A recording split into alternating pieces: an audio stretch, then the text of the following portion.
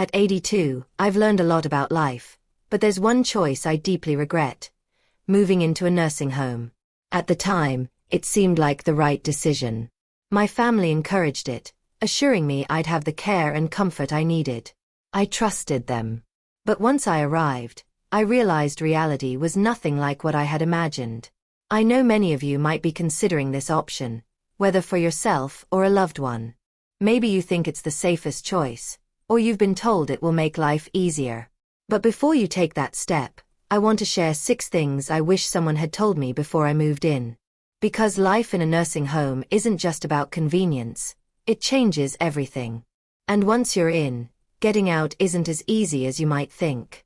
Stay with me until the end. Some of these lessons might surprise you. And if you know someone considering a nursing home, this video could be exactly what they need to hear before making a life-changing decision. Regret number 1. Losing my independence. The biggest shock after moving in wasn't the small room, the set meal times, or even the unfamiliar faces. It was realizing I had lost control over my own life. Before, I had routines. I decided when to wake up, when to eat, and how to spend my day.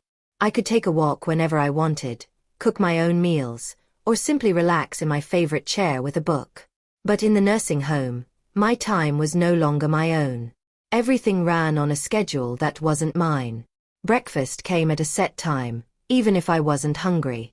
Lights out happened whether I was ready for bed or not. Want to go outside? You might need permission, and you'll have to wait for someone to assist you. Even basic decisions, like what to eat or wear, started feeling like privileges instead of choices.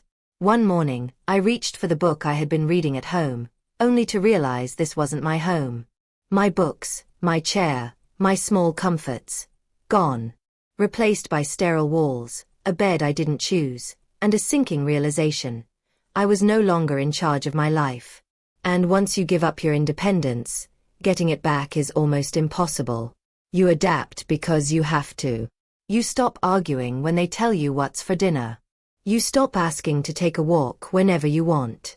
You fit into their system, but in doing so, you start losing yourself. If you're considering a nursing home, ask yourself, are you ready to give up the small freedoms that make life yours? Because once they're gone, you'll miss them more than you ever imagined. Regret number 2. Feeling forgotten. One of the hardest truths about moving into a nursing home is realizing that life outside continues without you. When I first arrived, my family reassured me they'd visit often. And in the beginning they did. My daughter came weekly. My grandchildren visited on weekends. For a while, I still felt connected. But over time, the visits became less frequent. My daughter started calling instead of coming. My grandchildren got busy. Holidays were the hardest. Everyone promised they'd visit, but plans always changed at the last minute. I found myself sitting alone in the common room, watching other residents stare at the door, hoping today would be the day someone remembered them. It wasn't that my family stopped loving me. Life just got in the way. When you're not around every day, it's easy for people to assume you're fine, that you're adjusting.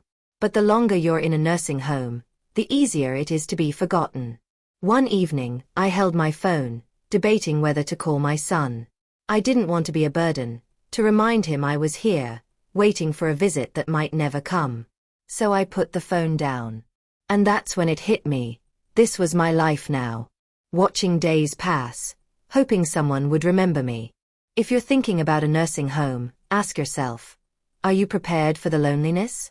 Because no matter how much your family loves you, once you're out of sight, it's easier than you think to become out of mind. Regret number 3. Losing my sense of purpose. When I moved in, I thought I was just changing where I lived. I didn't realize I was also changing why I lived. At home, I had responsibilities: watering plants, making coffee, tidying up.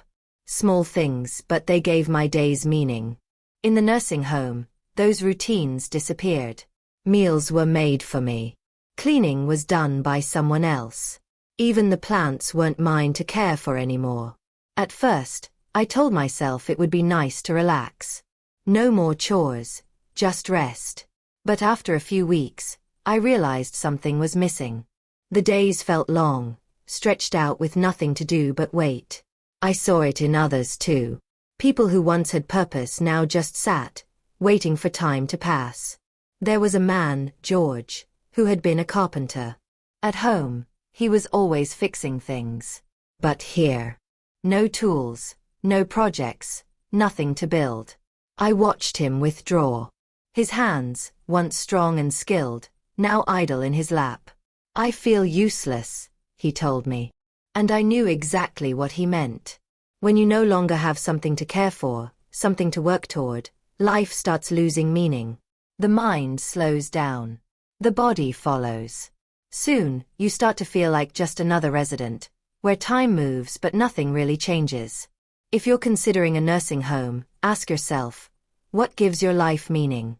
Because once you move in, finding purpose isn't as simple as filling time. It's about holding on to what makes you feel alive. Final thoughts. Looking back, I don't regret growing older. But I do regret believing a nursing home was my only option. I walked in expecting comfort and safety.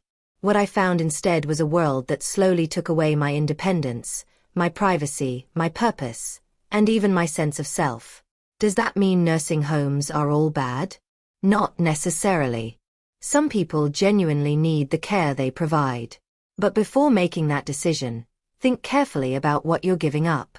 Because once you move in, life will never be the same.